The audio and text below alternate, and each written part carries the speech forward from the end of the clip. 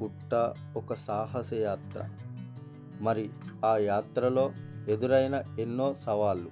ఈరోజు మేము ములుగు జిల్లా వెంకటాపూర్ మండలంలోని ఒక రహస్యమైన ఎత్తైన కానీ ఈ ప్రయాణం మేము ఊహించినంత సులభం కాదు. ఉదయం 11:30 గంటలకు మా ప్రయాణం ప్రారంభమైంది. మొదటి అడ్డంకి అప్పుడే ఎదురైంది. మాకు దారి చూపించాల్సిన గైడ్ సమయానికి రాకపోవడంతో కొంతసేపు వేచి ఉండాల్సి వచ్చింది. అక్కడి నుంచి అడవిలోకి అడుగుపెట్టగానే మరో సమస్య ఎదురైంది. మాతో వచ్చిన వారిలో ఒకరు కనిపించకుండా పోవడంతో మళ్ళీ ఆగాల్సి వచ్చింది. కఠినమైన రోడ్డు, రాళ్ల గుంతలు. ఇంతలో మేము ప్రయాణిస్తున్న వాహనం కూడా అడవి మార్గంలో ఉన్న రాళ్ల గుంటల్లో కఠినమైన దారుణాల కారణంగా ముందుకు వెళ్ళలేక ఆగిపోయింది. అక్కడి నుంచి మా సవాలు పరీక్ష మొదలైంది. కొద్దిసేపు విశ్రాంతి తీసుకొని తెచ్చుకున్న స్నాక్స్ తిని నీళ్లు తాగి మళ్ళీ మా ప్రయాణం కొనసాగించాం. ఎదురు చూస్తున్నది వేల సంవత్సరాల చరిత్ర అని అప్పుడు మాకు తెలియదు. అడవిలో మరింత లోపలికి వెళ్ళిన తర్వాత ఆది మానవులు ఉపయోగించినటువంటి రాతి గొడ్డళ్ళు, రాతి ఆయుధాలు కనిపించాయి. ఆ క్షణం మాకు ఒక చరిత్ర పుట్టను తిరగరాసిన అనుభూతి కలిగింది. గుట్ట వరకు చేరుకోవాలంటే దాదాపు 10 కిలోమీటర్లు నడక. ప్రతి ఒక్కరి దగ్గర 5 లీటర్ల వరకు నీరు ఉన్నప్పటికీ సగానికి ముందే ఎక్కువగా మాతో వచ్చిన కొందరు సభ్యులు పూర్తిగా నీరసించిపోయారు.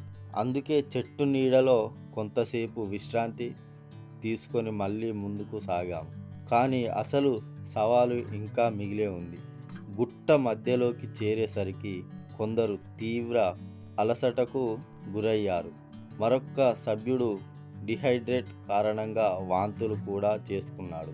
ఎన్ని కష్టాలు వచ్చినా, ఎన్ని అడ్డంకులు ఎదురైనా మా లక్ష్యం ఒకటే, శిఖరం చేరుకునే వరకు. చివరికి ఆ ఎత్తైన గుట్ట శిఖరాన్ని చేరుకున్నాం. అక్కడి నుంచి కనిపించిన అద్భుత దృశ్యాలు, విశాలమైన అడవులు, అద్భుతమైన రాతి నిర్మాణాలు, ప్రకృతి సృష్టించిన అద్భుత కళాఖండాలు కనిపించాయి. ఈ ప్రయాణం మాకు ఒక విషయం నేర్పింది. గమ్యం ఎంత అందంగా ఉంటుందో దాన్ని చేరుకునే మార్గం అంత కఠినంగా ఉంటుంది. ఈరోజు మీరు చూడబోయేది కేవలం ఒక ట్రెక్కింగ్ వీడియో కాదు, ఒక సాహస గాథ, ఒక చరిత్ర అన్వేషణ మరియు ఒక మరపురాని అనుభవం. మీరు చూస్తున్నది రాజు హిస్టారికల్ వ్లాగ్స్.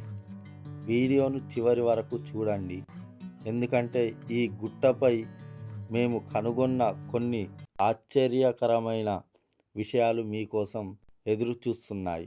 రాజు హిస్టారికల్ వ్లాగ్స్, చరిత్రను వెతుకుతూ సాహసాన్ని ఆస్వాదిస్తూ. ఈరోజు తెలంగాణ మూలాలను అన్వేషిస్తూ తెలంగాణ వారసత్వ సంపదను రక్షించుకోవాలని చెప్పే ఉద్దేశంతో మట్టి ఫౌండేషన్ అనే ఒక సంస్థని రిజిస్ట్రేషన్ చేసుకుంటున్నాము.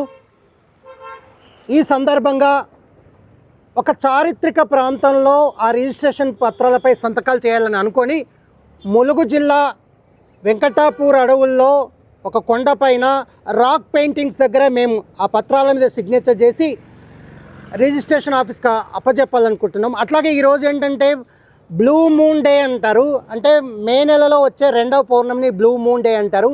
అంటే జియోలాజికల్ సెన్స్ కూడా ఇక్కడ ఉంది.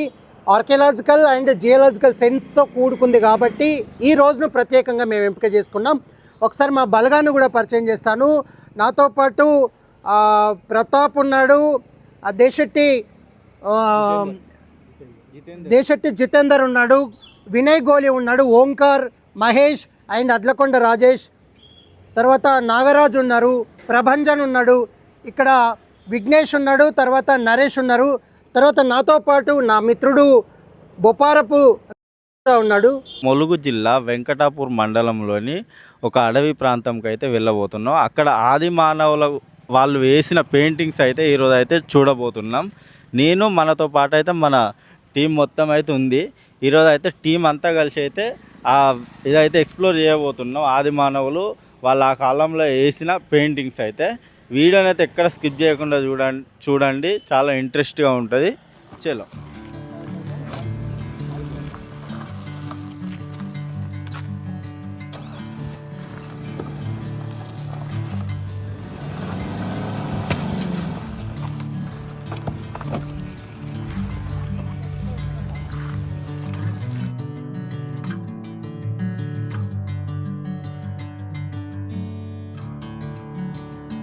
తెలంగాణ రాష్ట్రం ములుగు జిల్లా వెంకటాపూర్ మండల కేంద్రము. వెంకటాపూర్ గ్రామ పరిధిలో ఉండే ఫారెస్ట్లో ఇక్కడ ఒక ఎదురుగా కనిపిస్తున్న గుట్టపైకి ట్రెక్కింగ్కి వెళ్తున్నాము.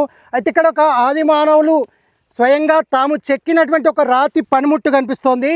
ఇది సుమారుగా ఇక్కడ చూడండి, రాతి పనిముట్టు చూడగానే మనకి చాలా స్పష్టంగా తెలుస్తుంది. అంటే దేనిని మనం రాయి అనొచ్చు. ఇది చూడండి, ఇప్పుడు ఇది అందరికీ తెలిసిందే రాయి, కానీ ఇది చూడండి రాతి పనిముట్టు.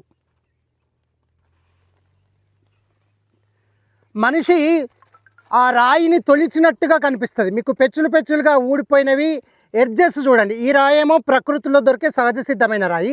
ఇది చూడండి మీకు తొలిచినట్టుగా కనిపిస్తాయి. చూడండి పెచ్చులు ఎట్లా ఊడగొట్టాడో. వీటి ఎడ్జెస్ చూడండి, రంపపు ఎడ్జెస్.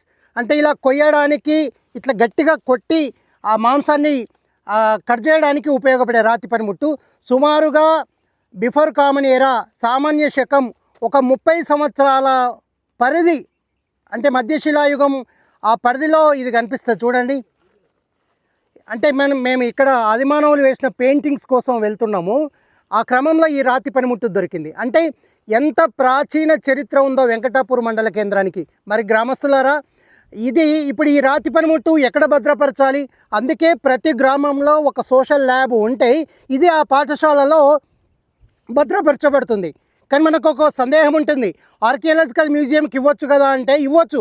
కానీ ఆర్కియాలజికల్ మ్యూజియంలో ఏవో కొన్ని మాత్రమే ఎగ్జిబిట్ చేస్తారు, ప్రదర్శనలో పెడతారు, అన్నీ పెట్టరు. కాబట్టి మన గ్రామంలో ఉంటే ఇది మన గ్రామంలోనే హైలైట్ అవుతుంది. చూడండి, అతి పురాతనమైన మానవులు తొలిచిన చెక్కిన రాతి పనిముట్టు. ఎంత అద్భుతమైన, దీని షేప్ కూడా చూడండి, రంప బెడ్జెస్ చూడండి. వీళ్ళంతా మా టీం మెంబర్స్. చూసారా, ఈ ఎర్రటెండలో మేము ఆ కనబడే గుట్ట ఎక్కుతున్నాము. ఇక్కడ చూడండి, వారే వా బ్యూటిఫుల్. చాలా కాలం నుంచి ఎదురు చూస్తున్నటువంటి స్టోన్ యాక్స్ ఇక్కడ ఉంది, చాలా బ్యూటిఫుల్. వినయ్, అరే వా. ఇక మా అజయ్కి కూడా మంచి పనిముట్టు, జితేందర్కి కూడా మంచి పనిముట్టు దొరికింది. స్టోన్ యాక్స్ చిన్నది, కానీ ఇది వెరీ వెరీ రేర్ అని చెప్పాలి. సుమారుగా ఒక 50,000 సంవత్సరాల నుంచి 30,000 సంవత్సరాల కిందటిది అయి ఉంటుంది. చూసారా ఈ పనిముట్టు? వావ్, నా కలెక్షన్లో ఎప్పుడు లేదు, నేను ఎప్పుడు చూడలేదు. షార్ప్ ఎడ్జ్, చాలా షార్ప్ ఎడ్జ్ ఉంది. చూసారా, కోన్ ఆకారంలో ఉన్నటువంటి రాతి పనిముట్టు. ఇక్కడి స్థానిక పరిసరాల్లో లభించిన ఈ రాతినే ఒక పనిముట్టుగా తొలిచాడు. దీని వెనకాల మానవుడి యొక్క హస్తలాఘవం, చేతి నైపుణ్యం కనిపిస్తుంది, కళాత్మక నైపుణ్యము. అట్లాగే ఆ చేతిలో ఉన్నటువంటి పవర్ కూడా కనిపిస్తుంది. ఎందుకంటే రాతిని ఇలా పెచ్చులుగా ఊడగొట్టడానికి చాలా ఎనర్జీ ఉపయోగించాలి. తర్వాత ఏమాత్రం ఇది చెయ్యికి దాకినా ఈ గోరు లేచిపోతుంది.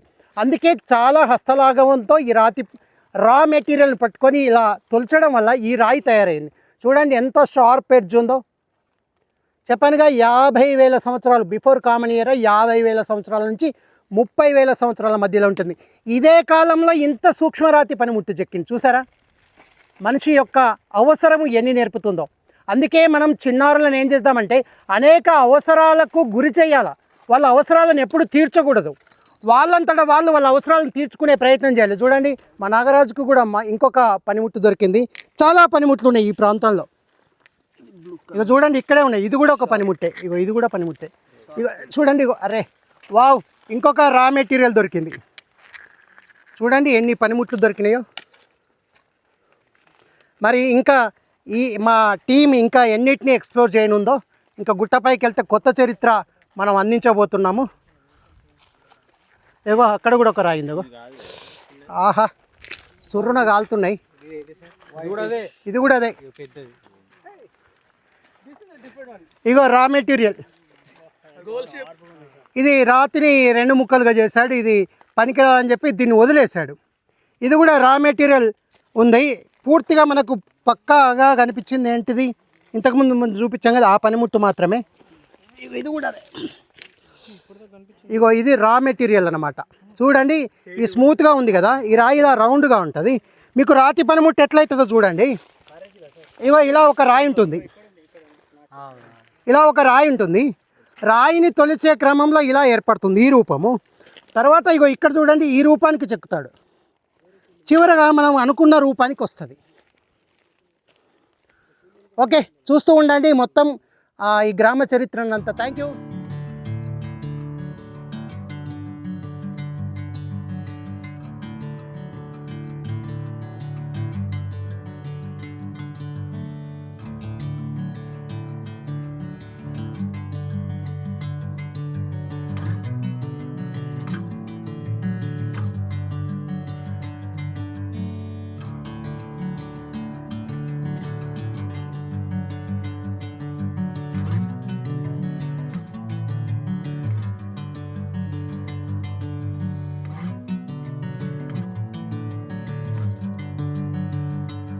కొద్ది దూరం ఒక 20% అయితే గుట్టెక్కినాము. ఇంకొంచెం పైకి ఎక్కాలి. కొంచెం అంటే కొంచెం బాగానే, కొంచెం ఇంకా ఎక్కువ ఎక్కాలి. ఎనర్జీ లెవెల్స్ అయిపోయినాయి. అయినా కానీ ఉత్సాహం తగ్గలేదు. ఎనర్జీ తగ్గింది కానీ ఉత్సాహం తగ్గలేదు. టీమ్ స్పిరిట్ అట్లాగనే ఉంది. అందరం జోష్ఫుల్గా జాయ్ఫుల్గా ఉన్నాం. ఇంకొద్దిసేపట్లో ఒక గంటలో ఆ పైకి సపోర్ట్ చేస్తాను. కానీ ఇప్పుడు అట్లా కాదు, చల్లైనా ఎగబడుతున్నారు. ఎందుకంటే పరిస్థితి కాదు, దిల్ మాంగే మోర్. ఇప్పుడు అది కాదు పరిస్థితి, దిల్ మాంగే మోర్. హారిబుల్ జర్నీ నిజంగా. ఒకరిద్దరు రావద్దు, ఒక టీం గుంపుగా వస్తేనే ఏమన్నా ఎక్కగలుగుతామేమో, కానీ ఒకరిద్దరు మాత్రం అస్సలు రావద్దు. చాలా డేంజర్. ఈ టీంలో ఎవరన్నా ఒకరు వీక్ అయితే కథమే ఇక డిమోటివేట్.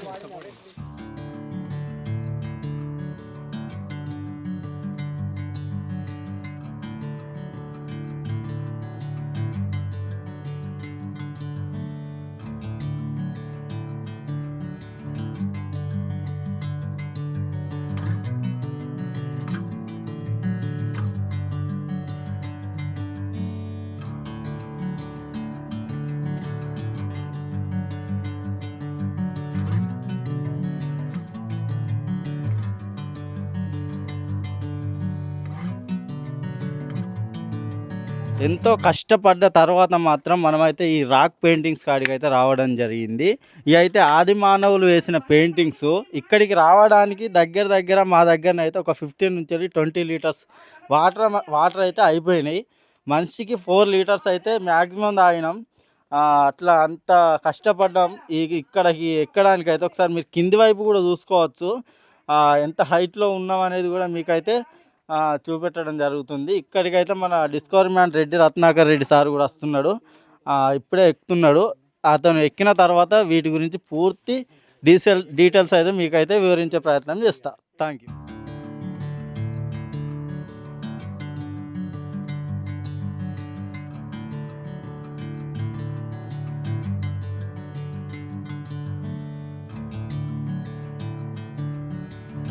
మే 31, 2026 సంవత్సరము మట్టి ఫౌండేషన్ తరపున మొదటిసారిగా ఒక ఎక్స్ప్లోర్ చేయడానికి వచ్చాము. ఇది ములుగు జిల్లా వెంకటాపూర్ మండలం వెంకటాపూర్ గ్రామం పరిధిలో ఒక దట్టమైన అడవిలో ఒక 3-4 కిలోమీటర్లు నడిచిన తర్వాత ఒక ఎత్తైన కొండను చేరుకుంటాము. ఈ కొండపైన 10 మీటర్ల పొడవు 6 మీటర్ల పడగరాయిని కలిగిన విశాలమైన ఒక రాక్ పెయింటింగ్ కాన్వాస్ ఉంది.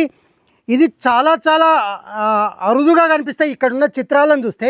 ఎందుకంటే ఇక్కడ చేతి ముద్రలు ఉన్నాయి, అనేక రకాల జిగ్జాగ్స్ రూపంలో ఉన్న చిత్రాలు ఉన్నాయి.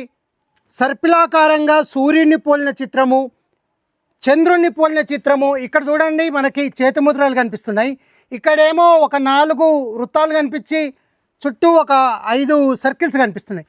ఈ పక్కనే మనకు ఒక చంద్రుడిలాగా కనిపిస్తుంది. ఈ పక్కన మనకి ఆ లోపల కణాలు అంటాం కదా, డిఎన్ఏ రూపంలో మనకి కనిపిస్తున్నాయి. అంటే ఇది ఎలా ఉందంటే అమ్మాయిలు జడలు వేసుకుంటే ఆ రూపం ఎట్లా వస్తుందో అట్లా ఇట్లాంటి చిత్రాలు ఉన్నాయి. ఇక్కడ చూడండి ఇవన్నీ మనకి పెట్రోగ్లిప్సే. ఇక్కడ మాత్రం ఒక దుప్పి కానీ లేదా దుప్పిని పోలిన ఒక పెట్రోగ్లిప్ ఉంది. ఈ మొత్తం 10 మీటర్ల పొడవున పెట్రోగ్లిప్స్ ఉన్నాయి. ఇక్కడ మనకు ఒక లేబుల్ ఇన్స్క్రిప్షన్ కనిపిస్తుంది. బ్రాహ్మీ లిపి ప్రాకృత లిపి ఏమో అనుకున్నాం కానీ అట్లా లేవు. కొంచెం దగ్గరగా కనిపిస్తుంది, చిత్రలిపికి సంబంధంగా ఉన్నట్టయితే అనిపిస్తున్నాయి. పాత అక్షరాలని అయితే తెలుస్తుంది. ఇక్కడే ఆశ్చర్యంగా కనిపిస్తుంది. ఇక్కడేమో లిజార్డ్ కనిపిస్తుంది.